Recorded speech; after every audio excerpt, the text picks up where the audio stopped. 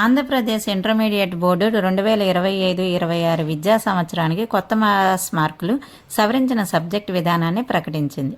విద్యా ప్రమాణాలను మెరుగుపరచడం, సబ్జెక్టు నిర్మాణాన్ని సరళీకృతం చేయడం లక్ష్యంగా ఆంధ్రప్రదేశ్ ఇంటర్మీడియట్ బోర్డు కీలక సంస్కరణలు ప్రవేశపెట్టింది.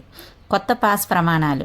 ఇకపై విద్యార్థులు ప్రతి పేపర్లో కనీసం 30% మార్కులు, మొత్తం కలిపి 35 అగ్రిగేట్ మార్కులు ఒకే ప్రయత్నంలో సాధిస్తే ఫస్ట్ ఇయర్ లేదా సెకండ్ ఇయర్ పరీక్షల్లో పాస్ అయినట్లు పరిగణిస్తారు. సబ్జెక్ట్ వారీగా మార్పులు. జాతీయ విద్యా ప్రమాణాలకు అనుగుణంగా సబ్జెక్ట్ ప్యాటర్న్ సవరించారు.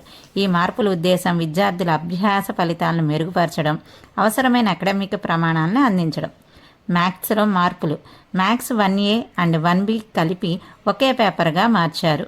కొత్తగా ఈ పేపర్కు 100 మార్కులు ఉంటాయి. ముందు 75 మార్కులు ఉండేవి ప్రతి పేపర్కి. పాస్ మార్కులను కూడా సవరించి మునుపటి 35 మార్కులు బదులు ఇప్పుడు 26 మార్కులుగా నిర్ణయించారు. బయాలజీలో మార్పులు. బోటనీ మరియు జువాలజీని కలిపి బయాలజీగా ఒకే పేపర్గా ప్రవేశపెడుతున్నారు.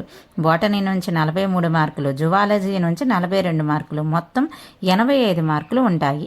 బయాలజీ పాస్ మార్కులు. ఫస్ట్ ఇయర్ విద్యార్థులు 85కి 29 మార్కులు, సెకండ్ ఇయర్ విద్యార్థులు 85కి 30 మార్కులు, 2 సంవత్సరాలు కలిపి 59 మార్కులు సాధిస్తే ఆ సబ్జెక్టులో పాస్ అయినట్లుగా పరిగణిస్తారు. సైన్స్కి, కెమిస్ట్రీ, ఫిజిక్స్కి కూడా ఇవే రూల్స్. కొత్త ఎలక్టివ్ సిస్టము. 24 సబ్జెక్టులో ఎంపిక చేసుకునే అవకాశం ఉంటుంది. ప్రాక్టికల్స్. ఫిజిక్స్, కెమిస్ట్రీ, బయాలజీ సబ్జెక్టులకి 30 మార్కుల ప్రాక్టికల్ పరీక్షలు జరుగుతాయి. ఇంటర్మీడియట్ పబ్లిక్ ఎగ్జామినేషన్ 2026 ఫిబ్రవరి 23 నుంచి ప్రారంభమవుతాయి. సిలబస్ మార్పు. ఈ విద్యా సంవత్సరం నుంచి అన్ని సబ్జెక్టులకు ఎన్సీఈఆర్టీ సిలబస్ అమలు చేస్తామని ఇంటర్మీడియట్ బోర్డు స్పష్టం చేసింది. విద్యారంగానికి సంబంధించిన తాజా అప్డేట్స్ కోసం షైన్ కెరియర్స్ని ఫాలో అవ్వండి.